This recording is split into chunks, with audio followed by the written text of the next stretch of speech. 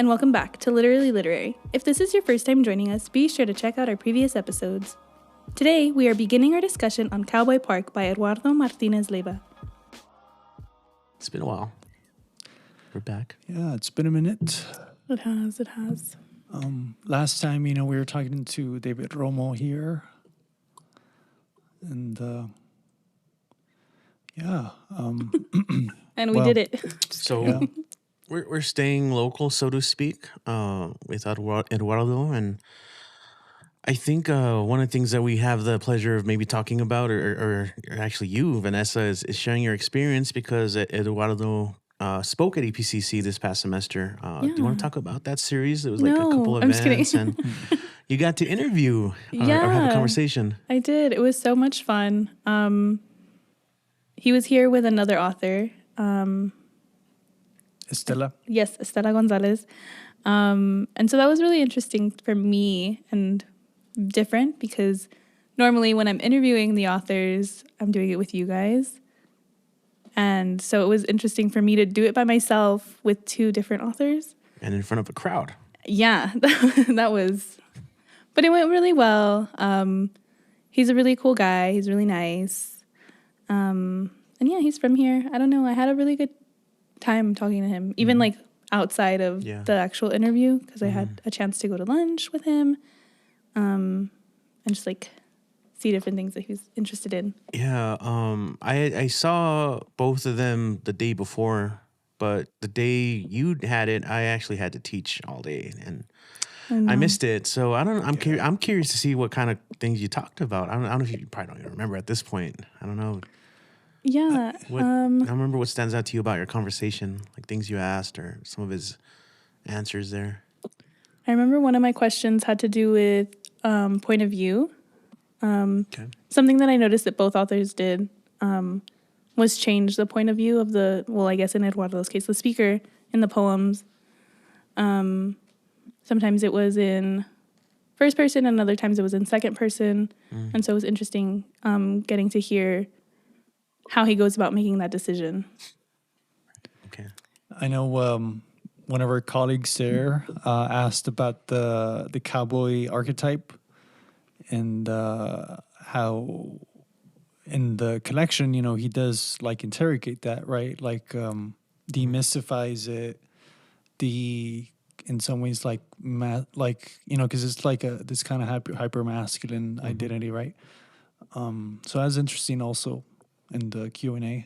Okay, that's cool. Yeah, I think the cover art is really fascinating. This belt buckle, just in general. Again, speaking of like just the cowboy image or vaquero, right? He has a poem called that. I was curious to see if that came up at all. Like, if that was what's up with that belt buckle. How it ties into the book.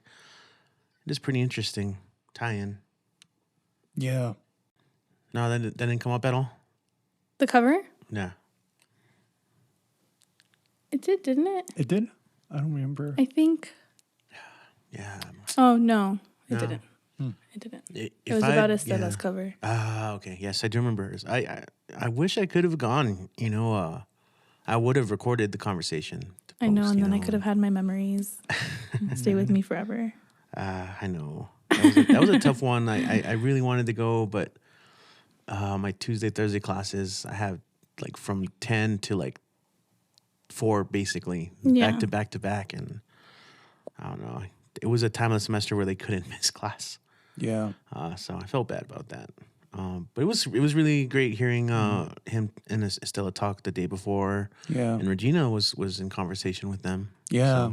Because I know it was Regina and Yasmin, right, who who worked together to bring them both. And I think also Marisol helped them. So Marisol's actually now going to be at Mission. But anyway. Ooh, dropped the bomb. Did you know that? I didn't know that. Yeah. Live reaction. I know. I'm like, she's leaving? Yeah. Wow. But also just kind of to come back to Eduardo, we were talking about how for him that trip was full circle for him, right? Being from here, but also Yeah. being a tutor, writing tutor at Rio Grande campus, and getting to come back to Yeah. EPCC and read was really, we spoke about that, how important it was to be able to do this. So And in the setting too, right? Because when he was at Valverde, he talked about Cowboy Park being from the area there, Valverde, and then also when he was a student there. So I think, Yeah.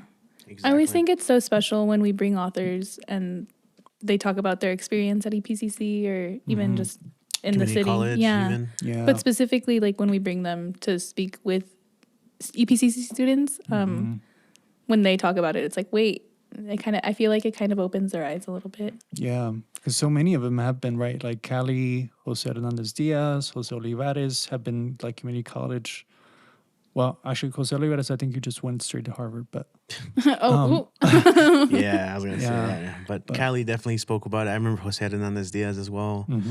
No, I mean, and that's the thing. We Gabriel strive. Lozada, Yeah. Yes, we push. Our students like to pursue their talents, Yeah. their creativity. Obviously, we do that a lot with Papagallo and just in general working there. And we could say it as many times as we want, but then you bring the guests, and like that's what's really effective a lot of the time. Yeah. And they have all sorts of questions. So it's a great thing to be able to bring to our students. yeah.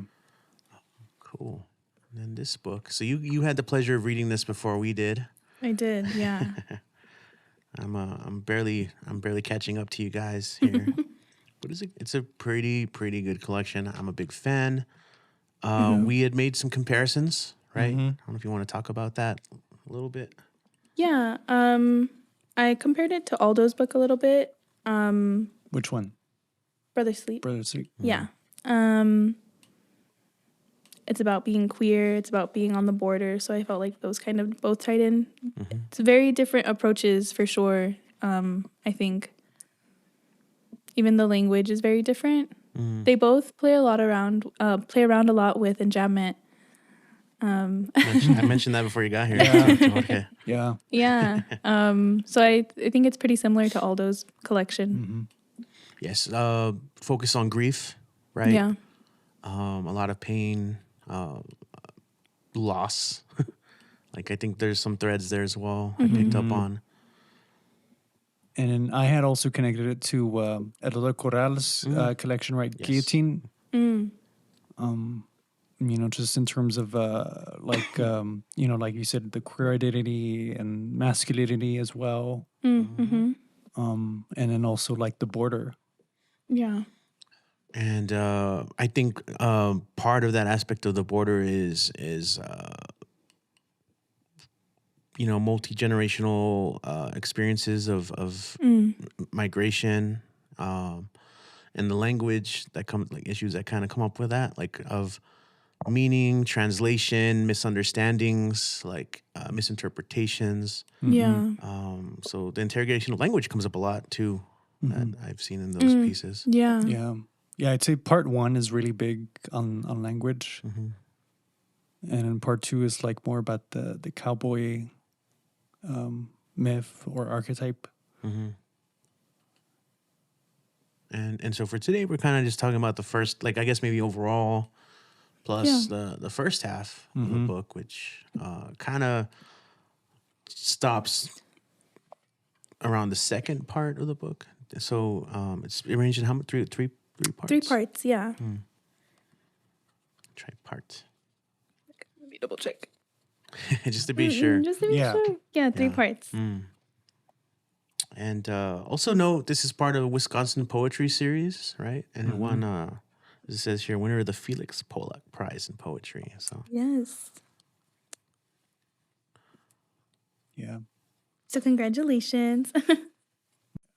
And then Eduardo himself, like we all said, he was born here, but he got his MFA from Columbia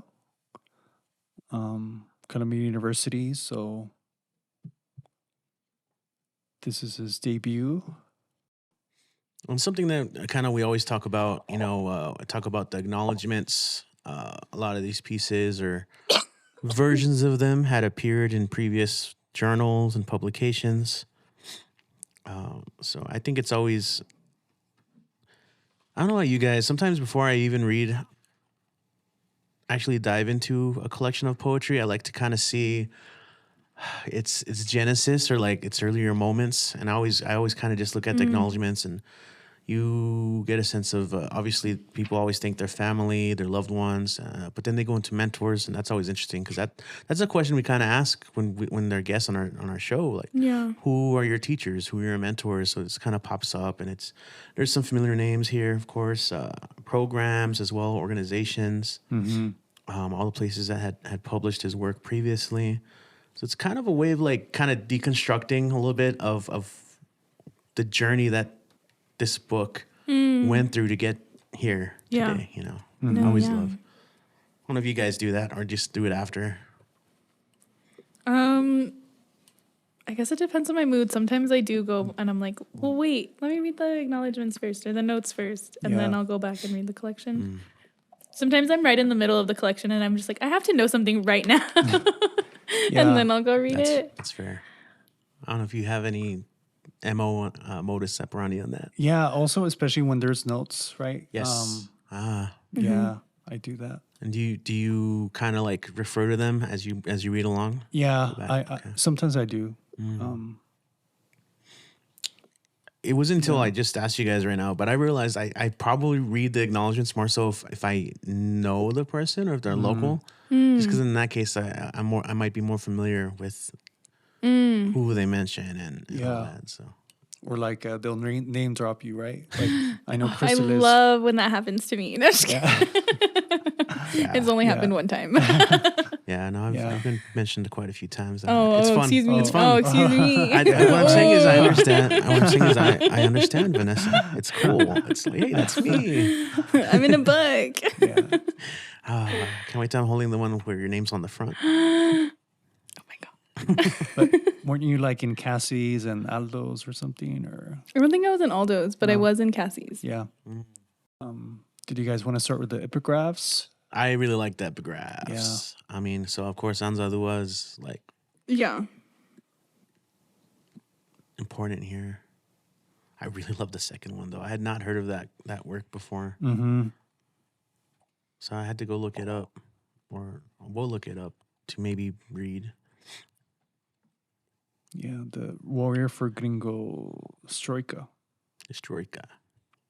And I would say this is really accessible, but because of some of the sexual content, you know, you would have to be selective if you wanted to do this for high school. And then I know our buddy Eddie is going to be in middle school now, so I think he has to gonna be change even it more up. careful. Yeah. Yeah. But It doesn't start off. So you would say maybe like finding select poems to maybe share, Right. Because there are a lot of ones that you can develop a lesson out of. Oh yeah, I mean, yeah, you know, and then for students, you know, growing up there in the Lower Valley, I think a lot of the Walmart poems would be good. And then they could pair him with Ali's, you know, Ali's got a Walmart poem that I teach. It's modeled after, you know, Juan Felipe Herrera's Reasons. 20 reasons. Yeah, that would be a good pairing for sure. So the first couple of pieces, you know, speaking of it, like, are about language, right? And I really liked. I mean, learning language is really great. Colorette. I thought that I could even just again thinking about the way of describing different types of red for a lipstick, and that was a pretty evocative piece, right? Yeah. And he creates these very vivid metaphors, I think, all throughout. And Colorette's a really good example of that. Yeah. I don't know if you guys had any notes on the first two pieces. Yeah, with learning the language, definitely going into you know, the nature of translation, right?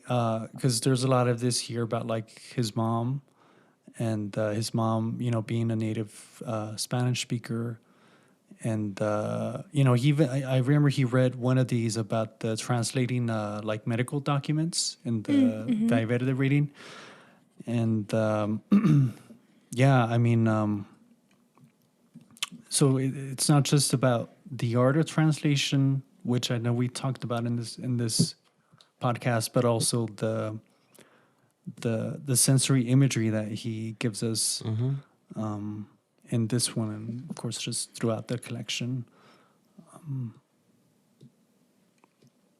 Very visceral too, right? Like the enjambment here with my boy tongue nicked the hive exploded colony. I really like that line of polygamy, the plural of sting. I really liked Colorette also. I feel like it could work really well as like a writing prompt for students, to kind of help them with creating imagery. Like they like maybe pick a color and Instead then of just saying red, right? yeah, like what kind of red or like what do Yeah. you? So I think this could be a good way to introduce students to imagery to like help them describe things in different ways. Yeah, right. And also association, like, what do you associate red with? Because when I got to the couplet at the end, we read there, conversion therapy red, the red that will one day suit your lips just right while getting yourself ready to leave this whole town in ashes. And I felt, this reminded me a lot of, this collection reminded me a lot of Grise's collection or hybrid collection. Because her, like, couplets, voltas or whatever, like, also kind of took it a whole new direction. And, this is kind of the first where you kind of see that, the speakers, like, gay identity and, the false idea that like they can actually be converted back to being straight, and how because of the homophobia, they just end up having to leave or whatever. Yeah. I mean, so ESL lesson is pretty loaded as well. Yeah. And mentioned at the beginning, there's a lot of guns and gun imagery and metaphors throughout the collection. You have this one here as well. But speaking of like ESL, right here, he kind of ties in, as you learn the language of how other people define them, right? It's kind of the poem comes to a conclusion. So I think there's a interesting movement in this piece, right? Yeah, I think also going back to the nature of language, like at the beginning, before, to make sense of the world, we stare at what's unrecognizable. Before there is language, we make sound, spell things inside our mouths. So just kind of a little bit into the like anthropology or like the linguistics, right, of like language and kind of interrogating again, like what's language for, what's sound for, and here he gets into, we practice saying them over and over until they lose all meaning, becoming stale. Yeah. And then the embodiment, I think next section, right, kind of moves on to. And it's all framed within like the supposed ESL lesson, right? But again, just like Grises and the previous Colorette, I mean, it kind of goes into the discrimination, how the gay identity turns you into a pariah, but also because you're poor, right, and you're brown as well. A lot of the things that people will attach to you, right? As he says there at the end, like low income, brown, all these, almost like it's people looking down on you, right? Right. And then just kind of at the end there, I mean, again, kind of this idea of like becoming an exile. But I also see it as like an allusion to the Walmart poem, which in other poems, I mean, he's more explicit about. But I feel like you could even read this into like, because it's all because of race, right? That happened. Specifically, yeah. Yeah. You had mentioned enjambment, right? So I know Boy Inside the Gun has some of my favorites that are used, and just some of the imagery too, right? Boy inside a gun. So again, back with the gun imagery. I really loved this enjambment and the image of hold on to your questions as if they are your bones. And then those last two questions, if you guys remember, reminds me of one of Gabriel's poem in Border Simulator about asking like, were you pure of heart when you wrote this? You know, because that one also ends like that. Yeah, Yeah. it's a good connection. I felt the same way of that same sensation at the end. Yeah, I had to like stop and I was like, okay, wait, let me let me think about this really quick. Yeah. And then we get the first image here of an abusive father. You know, something that's kind of recurring in this collection. Right. Yeah. So you have like the gun kind of as like a metaphor for like the violent being, and maybe the bullets just being like generational, right? So because you have the description of the youngest and hungriest bullet stuck inside the old revolver, so it's kind of like cyclical almost. I guess just think of that, just a metaphor of the boy inside a gun is just like a bullet. It's that there's only one result of being fired, exploding out, right? Used in this way, violent way. What's the outcome? What is it? Man, I'm trying to blank so bad right now. The hell? Like a trope or No. I mean, I guess I was just even thinking of like almost. I was thinking of Chekhov's gun. In this case, literally a gun, right? Like in this case, it's the gun is there in the first scene or whatever. It's going to be used later on. The idea is like, well, here's a gun that's locked and loaded. It's going to go off. right. So you have that tension built up, of like, and then so I guess the question is, whose voice will you throw at house this time, or whose heart are you driving towards that inevitability, right? Yeah. There you go. That's what I meant. Chekhov. I was blanking out on Chekhov. Yeah. That idea of inevitability.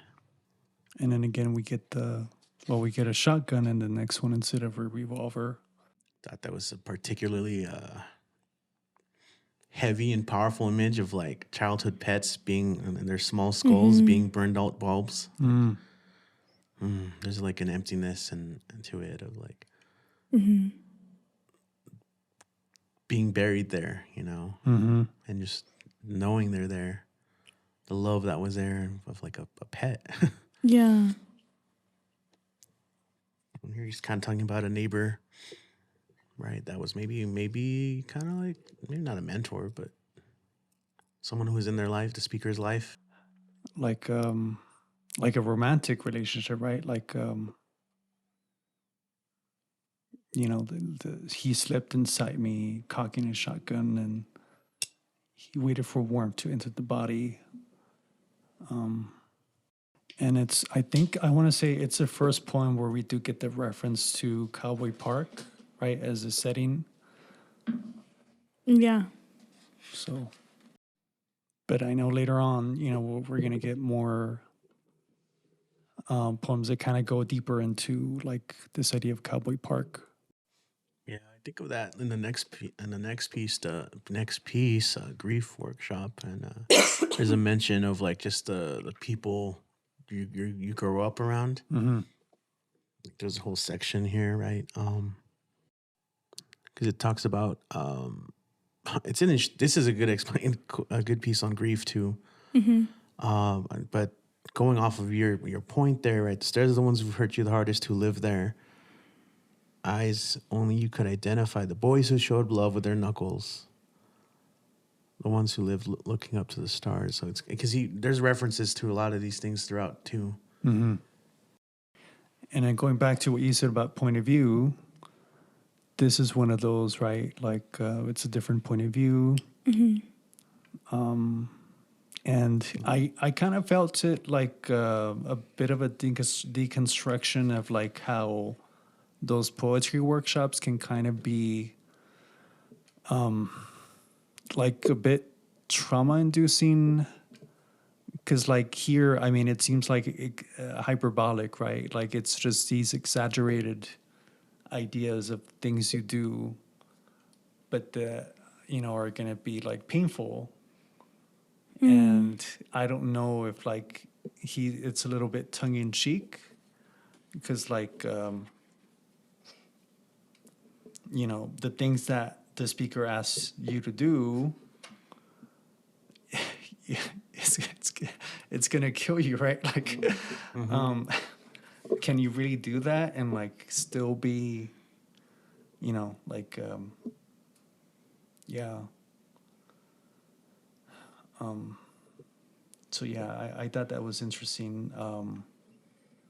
Because yeah, like you always wonder about those poetry workshops. Like, how much is there healing? How much is there like damage done to kind of explore that? Because like that's also why people have therapists, right? It's like someone is like trained in like navigating this painful memory of yours, grief itself, right? I know we've talked about with Cassie's collection, but yeah, it's kind of what I thought about this. It also introduces the portrait too, which comes up all throughout later on. The portrait of, and here you have the family portrait, and I do love the image of like folding over the picture, the family portrait. Yeah, it kind of feels like a little stab to the heart. Like thinking about it, like the people lost from the image, and then just folding it until they're not there. Yeah, I don't know. I really liked this one. I really liked towards the beginning of the poem. Go to the source of your earliest wounds, the center of your darkness, shaped somewhere inside you, even before you entered this world. And those kind of stood out to me, like in the idea of everything that happens to you is meant to happen to you. So like you were this person even before. Like you were always meant to be this person. So I had to sit there and think about that one for a little while. What is that? What's that one Milton poem where he talks about like the tree would become the cross that would be crucified. Jesus would be crucified on. I can't remember. It kind of reminds me of that though. Like the pre. It's like looking at a portrait of knowing what will happen, and this is used a lot throughout the book too. It was like remembering like, and then there's a lot of references like before something happened, before like seeing all these characters before whatever has happened, and like knowing it will happen, kind of. I can't remember that Milton piece now. Yeah, I don't know.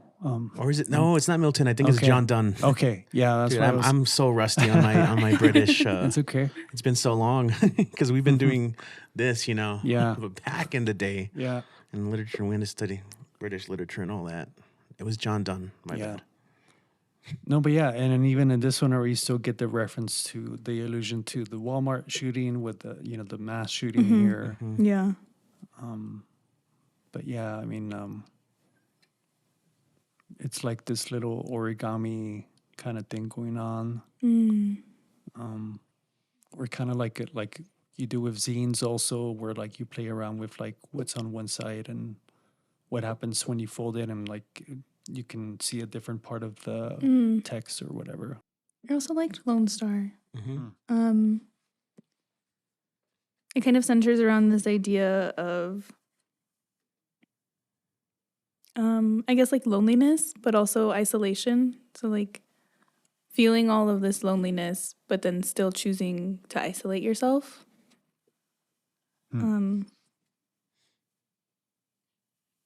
Yeah, and like maintaining a distance between yourself and the people in your life, but still like craving, I guess, that connection, like a connection with somebody else. Yeah. And it also brings up the, going back to the cowboy archetype, the idea of a horseman, and this idea of like a savage horse, right, as opposed to one that's been reined in, or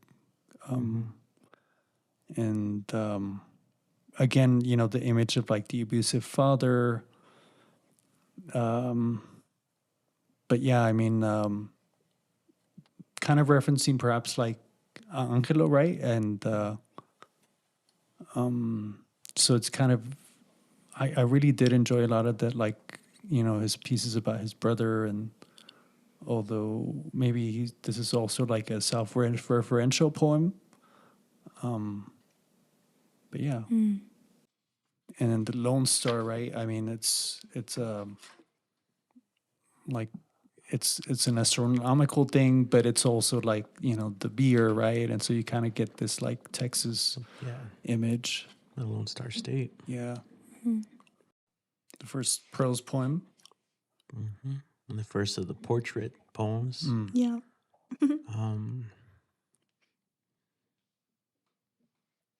It's interesting looking, thinking again of someone in their youth, right, before they've experienced so much, and there's a softness to this image of her humming English songs to her doll. Even she's got the misunderstood lyrics, and a little bit of a plea, right, of like at the end, right, of giving her the language she needs to make her way out. Maybe just alluding to her journey into adulthood and life, into motherhood and everything. Yeah, it kind of reminded me, I think it's a Jose Olivares poem.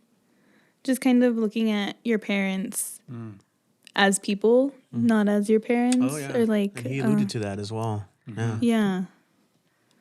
So I think it's a really nice piece. And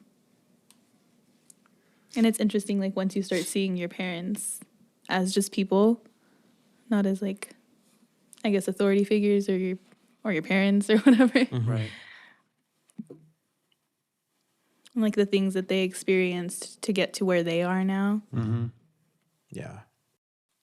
Which ones did he read at when he did the Northwest campus? Yeah, I think he read the same pieces, if I'm not mistaken. Because I know at Valle Verde he had read Portrait of My Father, that one. Yeah. And I think I wrote down which ones he read. Ah. Portrait of My Mother Studying for Her Citizenship Ooh, Exam. yeah, that one, yeah. Yeah. Portrait of Aging Father. Okay, I do remember him reading that one. So it was a lot of the portraits that he read out loud, huh? I think so. Don't Look Back, Little Halo. Oh, God, I love that one a lot. I did too. I wrote them down when he read them. Okay. I mean, I was curious if he had read the same ones or he chose different ones for any reason. Maybe that came up. No, I think he picked the same ones. Okay. Well, I imagine those are like the ones that he did mention. I do remember talking about this. There's some pieces that like are better for being read out loud in public. Like he's read at. There's been like poetry readings, and like the responses have been wildly. You mentioned the bartender, right? Once, really. Oh yeah, Yeah, no, that was a funny story. Yeah. Do you What? remember? No, I don't remember. No? What do you say? That he read some poems and then the bartender was like, "Oh yeah, thanks for reading those." Everybody started drinking more when he started the reading. tab went up. Yeah. I always use that when I do the open mics too, like because people are like, "I'm sorry, is this sad?" And I was like, "No, it's okay. You read the bar, they love it." Yeah. Shot sales go up.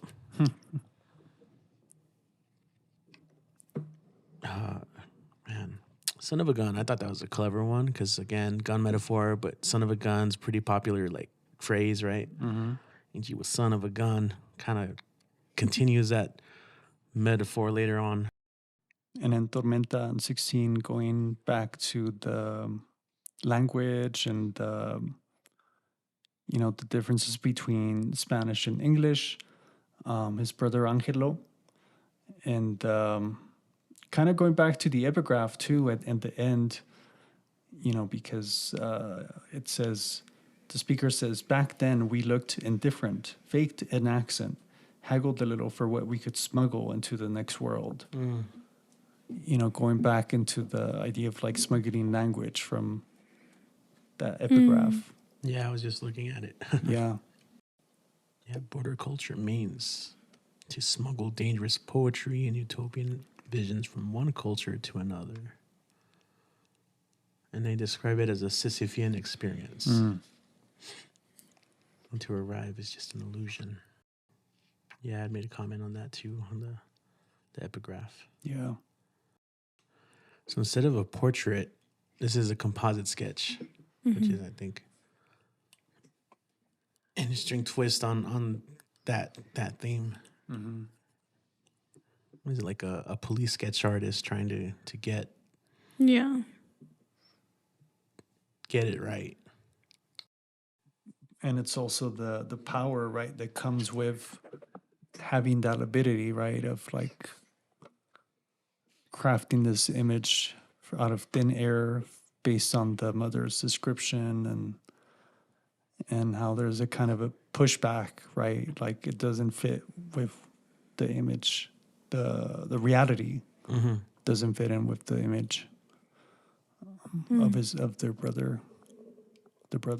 I mean, there's even like just a helplessness and hopelessness to it. Yeah. At the end, like the image of a small cloud of ash rising and settling into dust, right? Even just the officer brushing off, but almost like brushing it off, I don't care, or like whatever, it's insignificant. Yeah. But also literally brushing off. So Right. that one hits there at the end. Yeah. Reminds me also of T.S. Eliot, right? I'll show you here in a Fear in a Handful of Dust, or which one? No, the love song of G. Alfred Prufrock. Yeah. What do you think about I Was Only a Boy, Vanessa? Ugh. Yeah. Ooh. Yeah, no, this one was...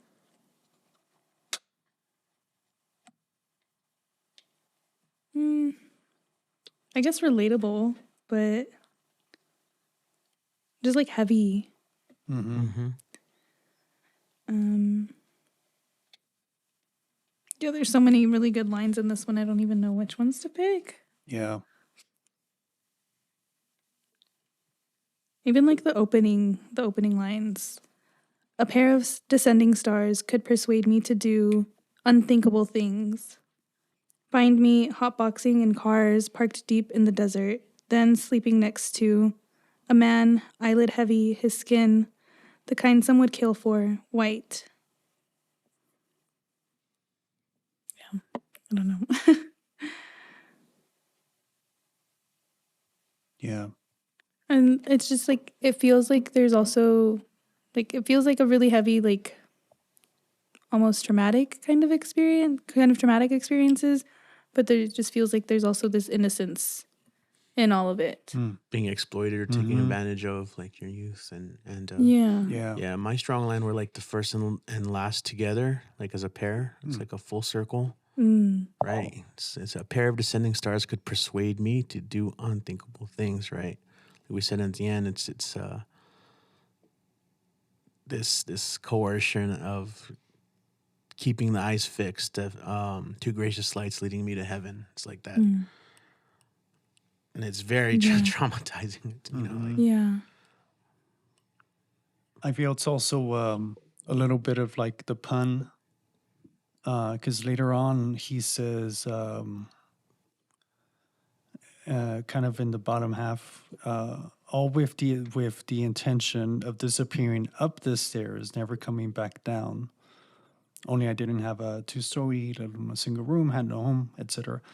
But I kind of read the descending stars as like descending stairs.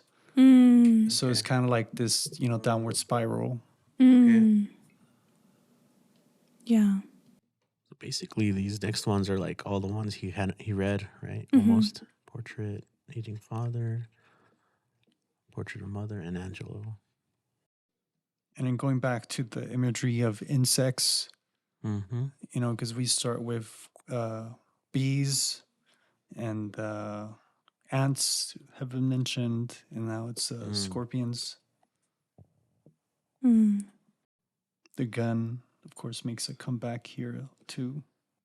There's a line later on about everything becoming a ghost. So I'm just reading this again differently. Soon you will be a ghost without enough to hunt. Mm. Oh, it's Angelo that mentions that. Mm. Angelo. I'm 23, but yeah, here you Yeah. got that also reference. Soon you'll be a ghost. And that was even one of the lines I underlined at first.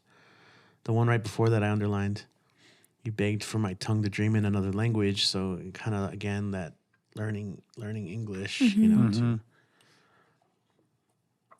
And the tongue in particular, right, has been a recurring image.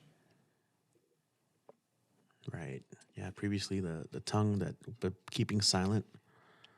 He has a tongue but doesn't speak. That was the son of a gun. Yeah. I do remember reading this one at Via Verde though, especially one of those first lines. If I can't imagine your heart as anything but a fist, Yeah. Mm. because that's the comparison, right? When we talk about like the Yeah. size, Right. right? But it's just the balled up fist also has that Yeah. same thing, right? Of the loaded gun, that it's curled, it's balled up. It's the possibility of like a punch. Mm-hmm. Yeah, because I want to say there's another poem here, right, where he says, "A fist is anything is just violence." I can't remember which one it is, but yeah. So reading all of a lot of these in the backdrop of what's currently happening in the U.S. with ICE, especially the last few days in LA. I don't know if you guys been keeping up with that news. Was it like a couple some thousand already that there was like a raid and people were detained, and it's coloring this, because I'm looking ahead already to my portrait of my mother and studying for her citizenship exam. Yeah. Yeah. And that was one of my strong lines on there of, I guess, the contrast of her reading this book and studying and singing nice cursive language, right? The Patrick Henry speech, "Give me liberty or death," to no, not that's not going to prepare her for the early morning raid, the strip searches at the border, the child who gets deported. I think there's a couple of references to that, right? People being deported in the neighborhood. So while I was reading this, like, seeing this on my TV, it hits Yeah. particularly heavier. Yeah, I mean, going back to David Romo's book as well, right? That, Yeah, yeah. the reoccurrence of it all. And then, of course, the allusion to the Walmart massacre, which at the by Verde, right? He mentioned that his mom was actually one of the people there, right? So Was there, yeah. yeah, survivor. And then kind of that you get into this the questioning, right, of like the belief in God because of how he could allow something like that to happen.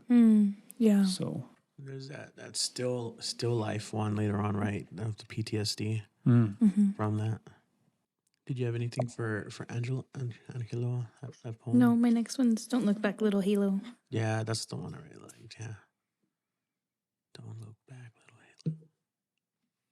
I mean, I just mentioned that one strong line at the end of Angelo. Eventually, everything will become a ghost to someone. Yeah. Also, this idea of the description of him in Mm. italics, right? Mm-hmm. No visible scars, right? Yeah. Hinting at what's underneath, right? Right. But yeah, I know he mentioned, his brother was or I don't know if became undocumented. So I think, I mean, it kind of goes to show, right, that here in the border, like that's very common to have like a relative or friend who's undocumented. Oh yeah, yeah. I had a lot of strong lines on the "Don't Look Back." Yeah. Little Halo. I'm sure. Wanna? Yeah, this one, it was my shoe. Sorry. All right, we're all noisy today. I know. This one, well, one of the lines reminded me of my dad. The opening ones, actually. The officer misspells your brother's name and you correct him. It's like Angel, but with an O. He doesn't listen. Mom doesn't care.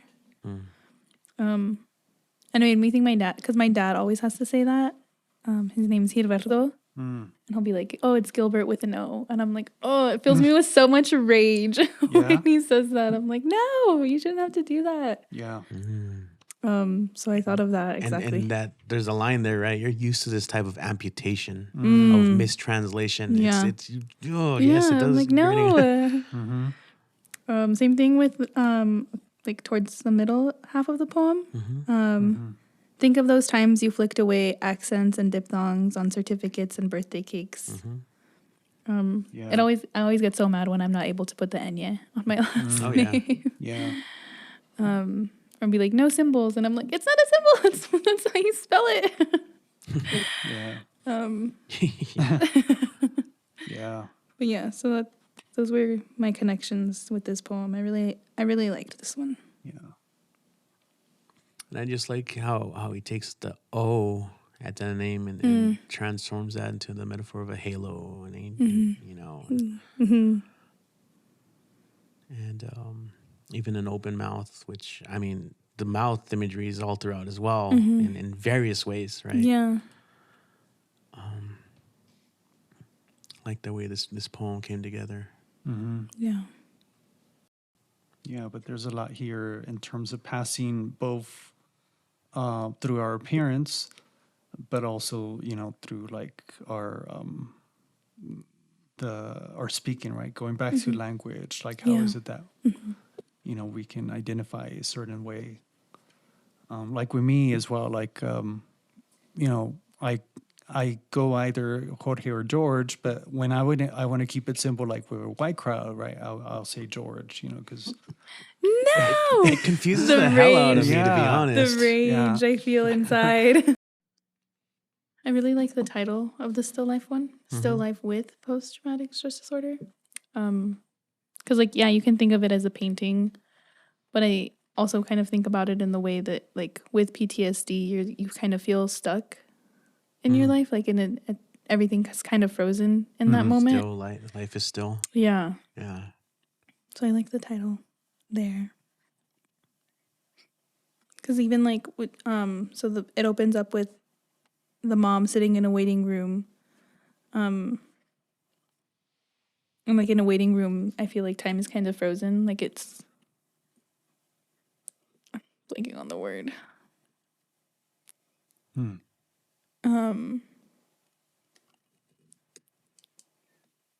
Paused or No. Like a place that's not a place. You know what I mean?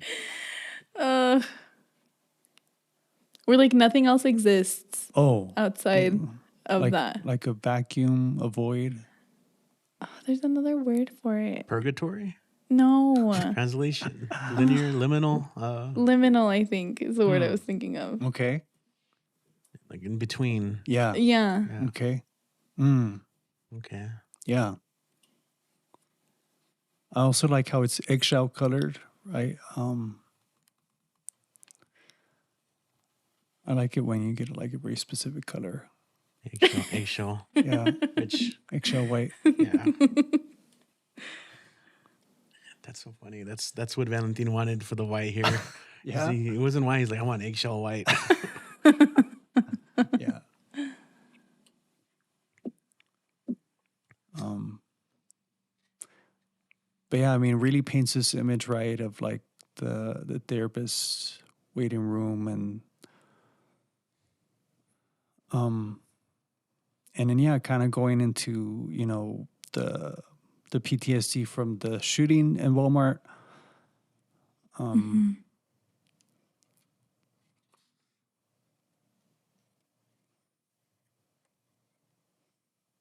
And kind of also the rhetoric and how you know they just get it wrong, right? Like politicians say she's one of the luckier ones. Or just the occurrence of mass shootings, right? No one's going to experience it or Right. Better to get it out of the way. Yeah. On 28, the reference to the song, right? The Canta y no llores. And how like it's tied here by the speaker to trauma and like how grief it's non-linear, expect flashbacks. Porque cantando se arreglan los corazones.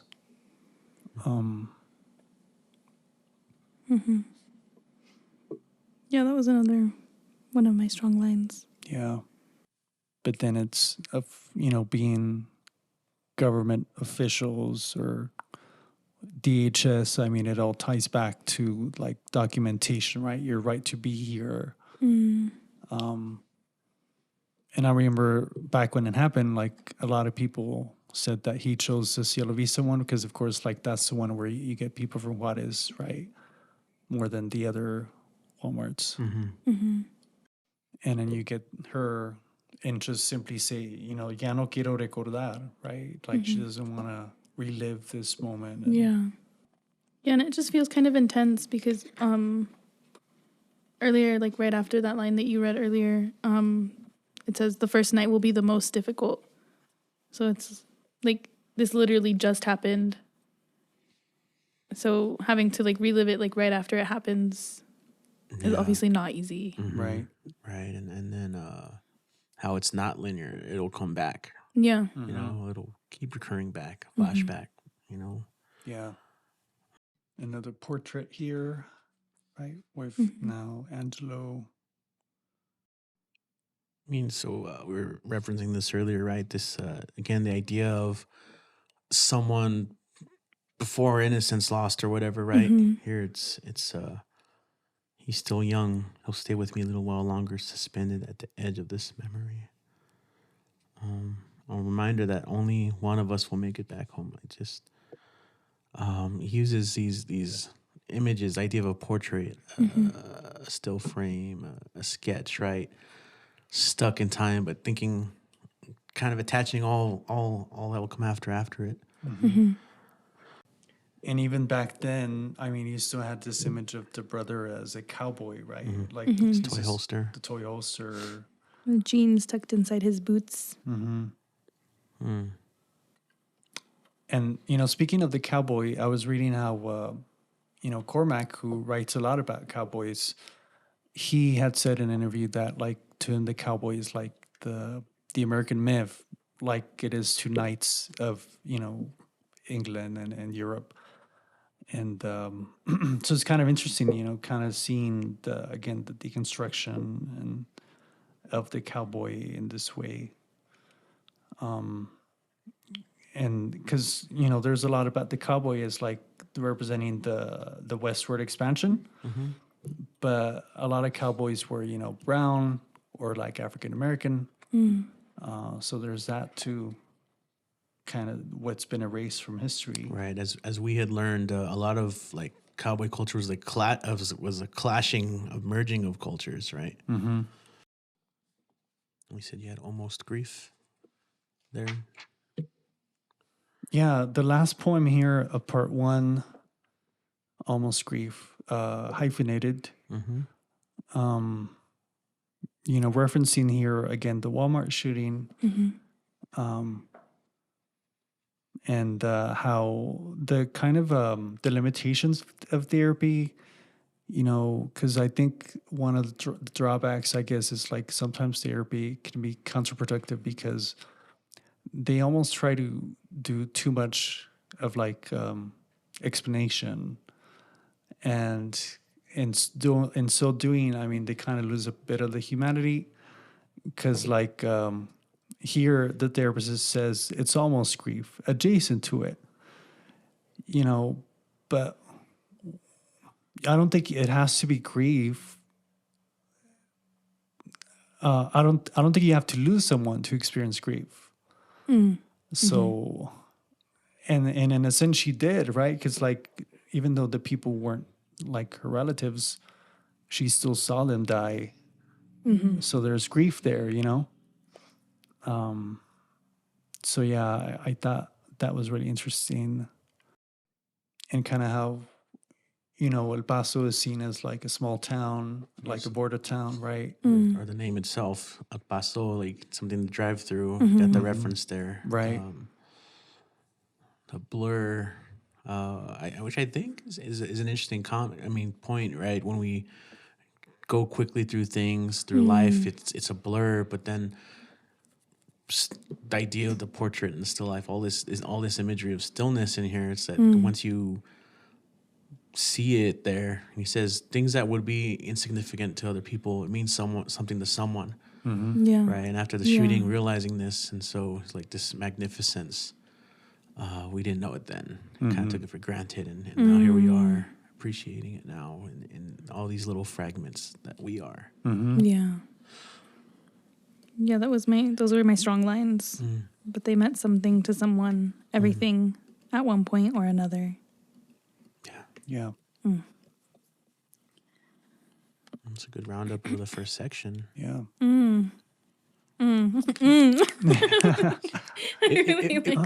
It would be curious to if we had a chance to talk to him again, and I hope you're listening. Thanks for listening to this, Eduardo. If not, well, okay, hopefully you do one day. But it would be interesting to ask him, like, if you had to title the sections, what would you? That'd be interesting. Because it's just the numbers, but if you had like to give it a theme or a title or a direction. Write that down as a question. You didn't get that one. Yeah. We haven't fully discussed it, but maybe we can do like an online call, or if he comes back, to town, we can do a little interview. Yeah. But that is part 1. Hold on, I'm still getting it down. You gave Vanessa homework. Yeah. Okay. Thanks for joining us on this episode of Literally Literary, recorded at Power at the Past and brought to you by Border Senses. This episode, we began our discussion on Cowboy Park by Eduardo Martinez-Leyva. If you haven't read it, we hope we inspire you to pick up a copy. Join us on our next episode and follow us on Instagram at literallyliterary.ep.